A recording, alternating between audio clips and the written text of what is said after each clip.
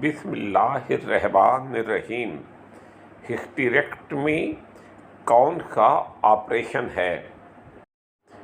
ہسٹریکٹمی وہ آپریشن ہے جس میں یوٹرس یا بچہ دانی کو جسم سے نکال دیا جاتا ہے۔ یہ آپریشن کرنے کی کیا وجوہات ہیں؟ ہسٹریکٹمی کی ایک انڈیکیشن یوٹرائن فائبرائڈ ہے۔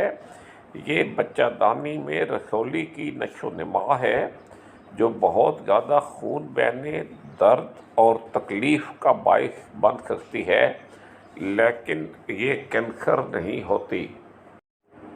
یہ مختلف قسم کے یوٹرائن فائبرائڈز کی تصویر ہے۔ ہسٹریکٹمی کی اگلی انڈیکیشن بچہ دانی کا کینسر ہے، جس میں اینڈومیٹریل کینسر اور یوٹرائن سارکوما بھی شامل ہیں۔ یہ یوٹرائن کینسر، اینڈومیٹریل کینسر اور یوٹرائن سارکوما کی تصویریں ہیں۔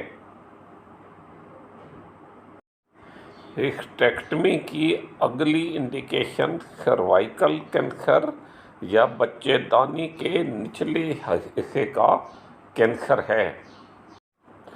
نیلے دائرے میں سروائیکل کینسر یا بچہ دانی کے نچلے حصے کے کینسر کو دکھایا گیا ہے۔ ہسٹریکٹمی کی اگلی انڈیکیشن انڈومیٹریوسس ہے۔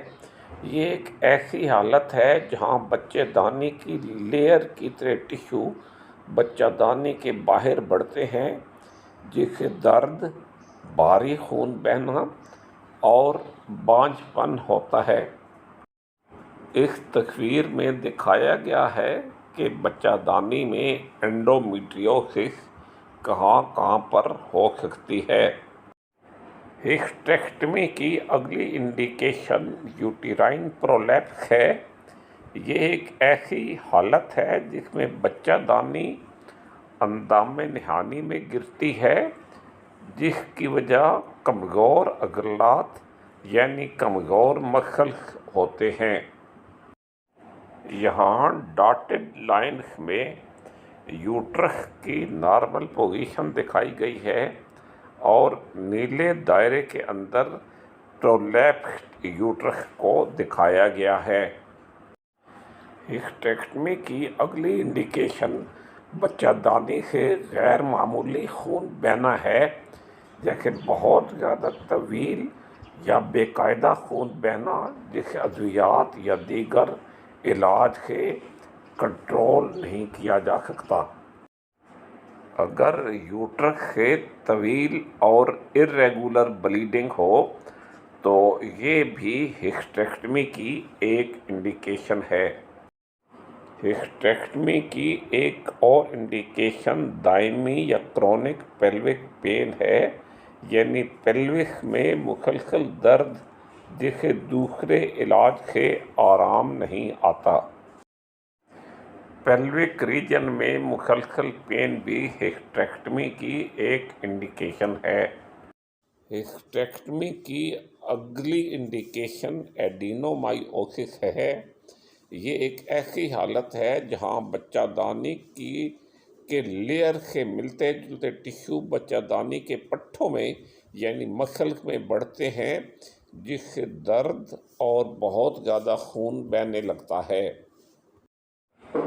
ایڈینومائیوسس میں یوٹرس کی وہ لیئر جسے یوٹرس کے اندر کی سائڈ پر ہونا چاہیے، یوٹرس کے پٹھوں میں بھی پائی جاتی ہے۔